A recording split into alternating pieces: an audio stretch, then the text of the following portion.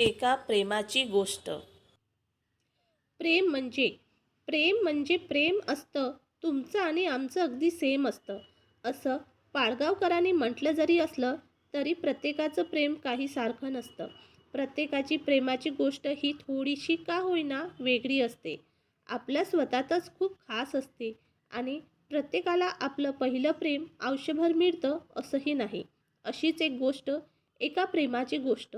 तशी ती फार काही सुंदर देखणी वगैरे नव्हती, आपली चारचौघींसारखीच, पण डोळ्यातून आणि चेहऱ्यावरून आत्मविश्वास मात्र दिसून यायचा. एका छोट्याशा गावातून शिक्षणासाठी शहरात आणि ह्या मोठ्या कॉलेजमध्ये आलेली. नवीन वातावरण, नवीन मित्रमैत्रिणी यात रमली. कॉलेजचं एक वर्ष भरभर कसं निघून गेलं कळलंच नाही आणि दुसऱ्या वर्षीचं ॲडमिशन घ्यायला जाताना तिने त्याला पाहिलं. कॉलेजच्या त्या हिरवळीवर जिथे मुलं उगाच उनाडक्या करत होती, तिथे तो मात्र सायकोलॉजीच्या कुठल्याशा पुस्तकात डोकं घालून बसलेला. भोवतालच्या जगाशी सुटून आपल्या एका वेगळ्याच जगात हरवलेला. ॲडमिशन करून नंतर ती आपल्या विभागात निघून गेली आणि नंतर दिवसभरात त्याला विसरून पण गेली. असाच अधेमध्ये तो दिसायचा, कधी पुस्तकात, कधी मित्रांच्या घोळक्यात, कधी मैत्रिणींच्या गराड्यात, पण तिने कधी इतकं लक्ष नाही दिलं आणि होता होता गॅदरिंगचे दिवस आले. अँकरिंगचे ऑडिशन द्यायला ती गेली आणि तिथे चक्क परीक्षक म्हणून तिला तो दिसला. त्याला बघून पहिल्यांदा तिला काहीतरी वेगळं वाटलं. हृदयात धडधडलं. स्टेजवर वक्तृत्व स्पर्धेमध्ये बिनधास्त बोलणारी ती आज मात्र घाबरली. पण सगळं अवसान एकवटून त्याच्याकडे शक्यतो न बघता तिने ऑडिशन दिलं आणि निघून गेली. निवड झालेल्या लोकांना SMS द्वारे कळवणार होते. निकाल काहीही असला तरी आपल्याला काहीही फरक पडणार नाही असं भासवणाऱ्या तिला मनातून मात्र वाटत होतं की तिची निवड व्हावी आणि 2 दिवसांनी SMS आला, तिची निवड झाली होती. मनातून आनंदून गेली ती. पण हा आनंद निवड झाल्याचा नसून वेगळाच होता हे तिला कळून आलं होतं. निवड झालेल्या लोकांना पुढे 15 दिवस थोडंसं प्रशिक्षण देणार होते आणि त्यासाठी त्या सगळ्यांना एक दिवस कॉलेजच्या कॉमन हॉलमध्ये बोलवलं होतं. तिथं गेल्यावर तिला कळलं की त्यांना शिकवणारा प्रशिक्षक तोच होता. तिला अगदी आकाश ठेंगणं झालं त्याला बघून. तो मात्र तसाच होता, शांत, हसला तरी त्यातही गंभीरता असणारा. हळूहळू त्यांचं प्रशिक्षण सुरू झालं. आता ती अधीरतेने लेक्चर संपवून प्रशिक्षणाला जाण्याची वाट बघायला लागली. किंबहुना ती कॉलेजला त्यासाठीच जायला लागली. त्याचं शिकवण, त्याने सांगितलेले सगळे बारकावे अगदी मन लावून ऐकायला लागली. त्याच्याकडे निरखून बघताना तिला लक्षात आलं की हसल्यावर त्याला उजव्या गालावर खडी पडते. त्या खडीत तिचा जीव गुंतला. पण अजूनही इतकी मैत्री झाली नव्हती किंवा ते दोघं एकमेकांना पूर्ण ओळखतात असंही नव्हतं. ती त्याच्यासाठी एक विद्यार्थिनीच होती. तिच्यासाठी मात्र तो आता फक्त एक शिक्षक किंवा कॉलेजमध्ये शिकणारा एक मुलगा राहिला नव्हता. त्याहून जास्त काहीतरी झाला होता. एक दिवस एक लेक्चर होणार नव्हतं. त्यामुळे ती नेहमीच्या वेळेपेक्षा आधी कॉमन हॉलमध्ये गेली. कुणीही आलेलं नसणार याची तिला खात्री होती, पण तिने पाहिलं की त्या कॉमन हॉलमध्ये तो आलेला होता आणि कुठल्याशा पुस्तकात हरवून गेलेला नेहमीसारखाच. पावलं न वाजवता ती त्याच्या जवळ गेली, पण तिच्या जाण्याने त्याची ती आत्मानंद मूर्ती भंग झालीच. त्याने हसून तिच्याकडे पाहिलं आणि तिचा जीव आभाळा एवढा झाला. मग जुजबी बोलणं सुरू झालं. तो देखील विज्ञान शाखेचा विद्यार्थी होता, पण वाचनाची आवड होती. मराठी साहित्यावर प्रेम होतं. ती स्वतःसुद्धा विज्ञान शाखेची विद्यार्थिनी होती, पण साहित्यावर तिचंही खूप प्रेम होतं आणि इथे आल्यापासून असा वाचनाची, साहित्याची आवड असणारा कुणीतरी पहिल्यांदाच तिला भेटला होता. त्यामुळे त्यांच्या त्या भेटीने आणि आवडीने त्यांची मैत्रीचे दार उघडले.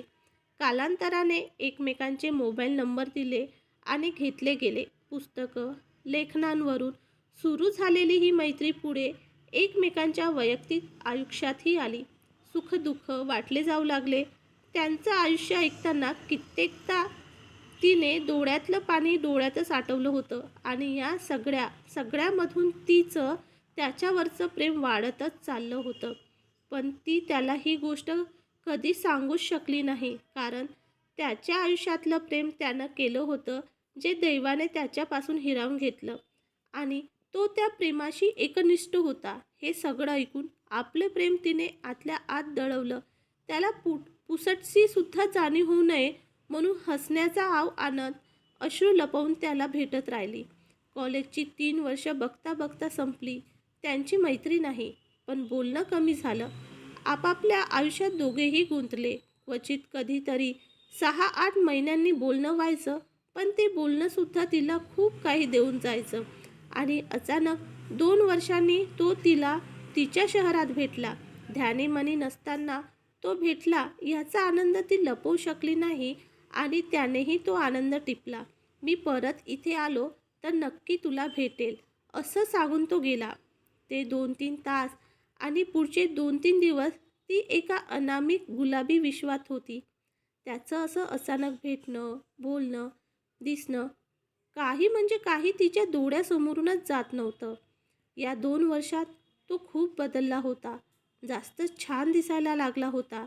ती खडी अजून खोल झाली असं उगीचच वाटलं तिला आणि आपल्या या वेड्या विचारातच हसू आलं.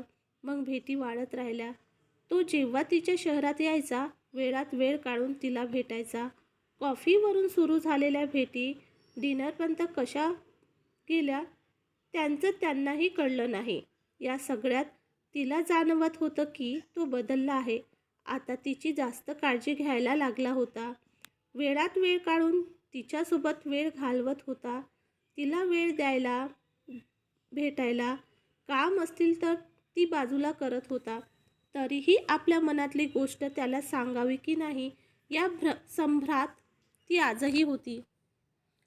ते सांगून आपण आपली ही मैत्री तर गमावून बसणार नाही ना, याची चिंता तिला वाटत होती. म्हणून मनातलं प्रेम आपल्या मैत्रीत दाखवून वेळ मारून नेत होती. शिवाय त्याच्या मनात नेमकं काय आहे याचा अंदाज तिला येत नव्हता. एक दिवस असाच तो भेटायला आला, पण न सांगता. तिच्या हॉस्टेलच्या बाहेर येऊन त्याने कॉल केला तिला की मी आलो आहे, आपल्याला बाहेर जायचं आहे, पटकन आवरून ये, मी वाट बघतो आहे. तिला विचार करायला देखील वेळ नव्हता. पटकन आवरून ती गेली. दिवसभर फिरून रात्री जेवण करून दोघे निघाले. ती पौर्णिमेची रात्र होती. आकाशात पूर्ण चंद्र होता आणि थंडीचे दिवस असल्याने रस्त्यावर सामसूम होती. दोघेही एकमेकांशी एक शब्दही न बोलता त्या भारावलेल्या वातावरणातून चालले होते. अचानक ती शांतता भंग करत तो म्हणाला, आकाशात असा पूर्ण चंद्र, ही थंडी, ही शांतता आणि या सगळ्यातून चाललेलो आपण, आयुष्य जगायला अजून काय लागतं?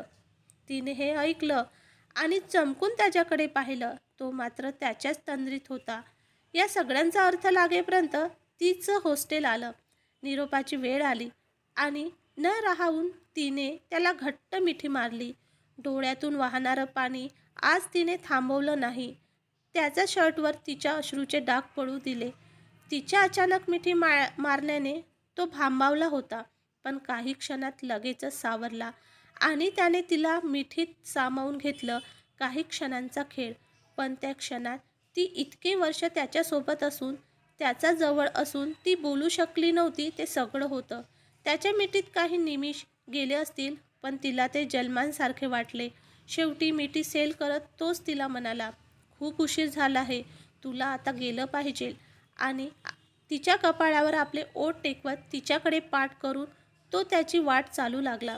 एकदाही मागे वळून न बघता काय झालं, कसं झालं या विचारांच्या धुंदीत ती खोलीत कधी आली, कशी आली आणि पलंगावर पडून झोप कधी लागली हे तिचं तिलाही कळलं नाही.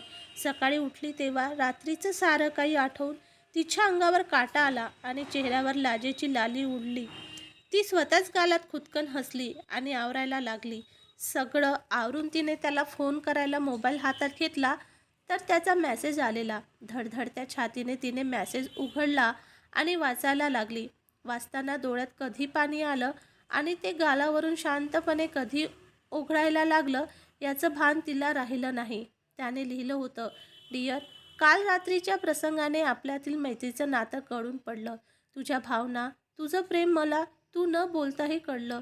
हे मला आपण कॉलेजला असतानासुद्धा कळलं होतं, पण मी जाणून बुजून त्याच्याकडे दुर्लक्ष करत होतो. माझं असं वागण्याला खूप कारणं आहेत, पण मी तुला मोजकी आणि महत्त्वाची 2 कारण सांगतो. एक म्हणजे या आयुष्यातलं आणि या जन्मातलं माझं प्रेम करून झालंय गं. मी तुला हे खूप आधी सांगितलं होतं, आठवत असेल तुला. दुर्दैवाने ते पूर्णत्वाला नाही जाऊ शकलं. ती मध्येच सगळं आणि सगळ्यांना सोडून कायमची निघून गेली. तिची माझ्या आयुष्यातली जागा मी या जन्मात तरी कुणाला देऊ शकेल असं मला नाही वाटत. तुला उगाच खोटी आस लावणं मला नाही पटत. आता दुसरं कारण ऐक. लहानपणी आपण खेळण्याच्या दुकानात जायचो. तिथे एखादी छानशी बाहुली काचेच्या कपाटात ठेवलेली असते. आपल्याला ती बाहुली खूप आवडते, घ्यावीशी वाटते, पण नंतर आपल्या लक्षात येते की ही बाहुली खूप महाग आहे आणि या बाहुलीला ठेवायला आपल्याकडे असं काचेचं घरी पण नाही. कसं आणि कुठे ठेवणार या बाहुलीला आपण? हे उदाहरण मी यासाठी दिलं की यातली ती बाहुली तू आहेस गं. पुढचं मी सांगण्याची गरज आहे असं मला नाही वाटत. तू तेवढी समजदार आहेस. आणि हो, काल रात्री जे काही झालं त्याबद्दल तू स्वतःला दोष देऊ नकोस. माझाही स्वतःच्या भावनांवर ताबा राहिला नाही आणि परत असं काही होऊ नये म्हणून मी ठरवलं आहे की मी आता तुझ्या आयुष्यातून निघून जावं. हे नातं अजून गुंतू नये म्हणून हेच योग्य आहे.